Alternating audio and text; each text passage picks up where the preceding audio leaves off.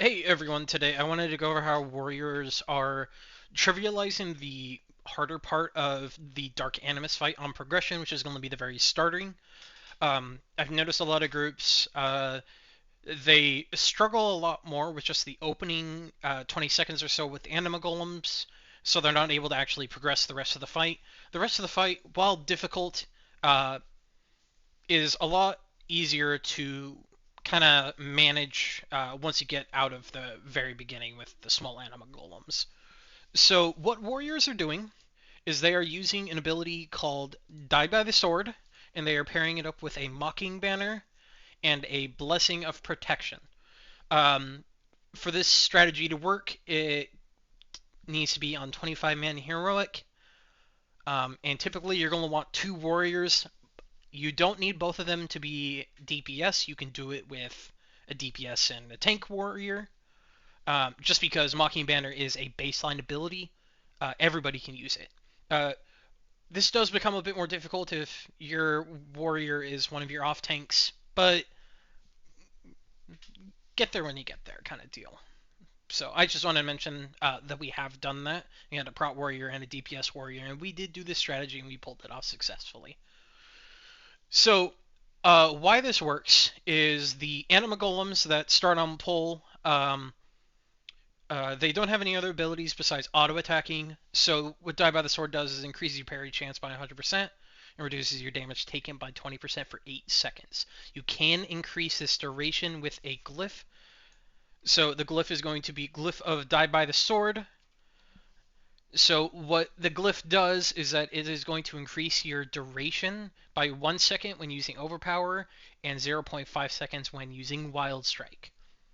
Um, you can essentially increase your die by the sword to infinity if you're getting enough taste for blood procs or overpower procs, or you have enough rage, or you can just keep hitting wild strike every single GCD.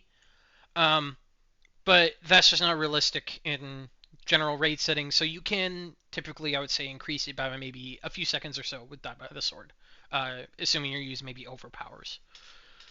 So I do have a POV video that I would like to show. And so how this works is you can see here. Let me rewind this just a little bit.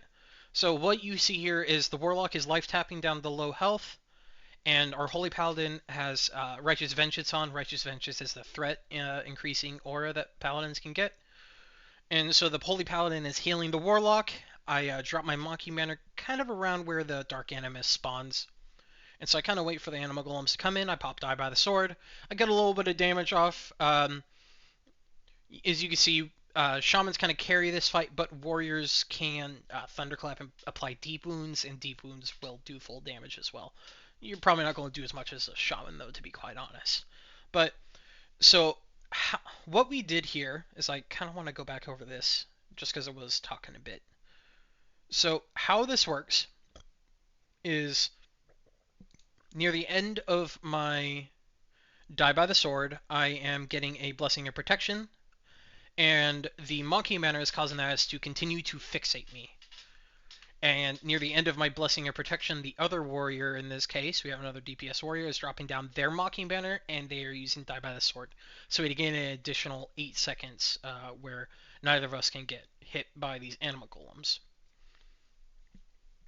I don't believe that he ends up getting bopped. He doesn't need to. I'm the only one that needs to get bopped in this case, and all the ads are dead, and the anima should be flowing into those two massive golems that are right by where we're standing. And so this should be kind of how the arena looks. So the majority of these ads outside of these marked ones should be funneling into the arena with you. So should be these three, these three, these three, and then I believe this one and those two are coming with the boss, and they are getting killed by the main tank into the into Dark Animus.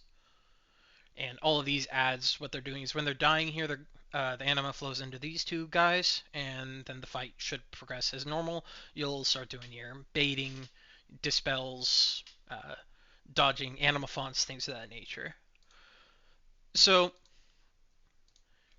this just makes the harder part of progression for a lot of people on this fight. This fight is very difficult, at least in the first 15-20 seconds or so. That's where a lot of wipes go on pull.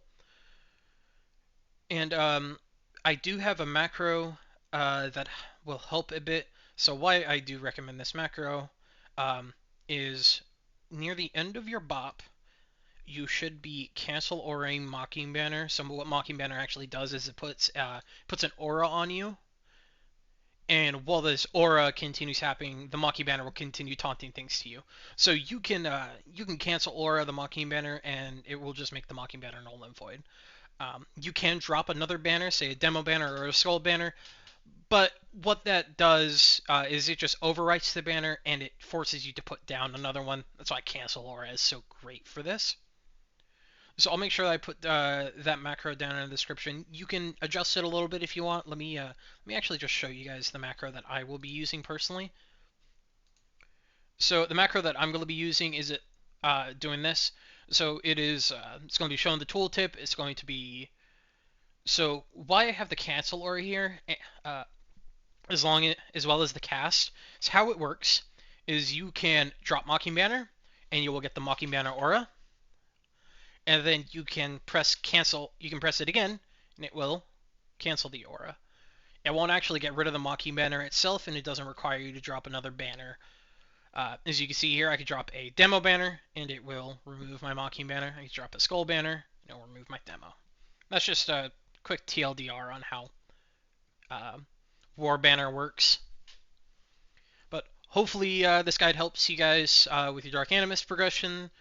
Um, this should be really helpful for a lot of the warriors who were hearing about this in other circles. Give you kind of a visual on how it works. So best of luck everybody on your Dark Animus progression. I'll make sure I drop that macro in the description, and until next time, best of luck. GG's.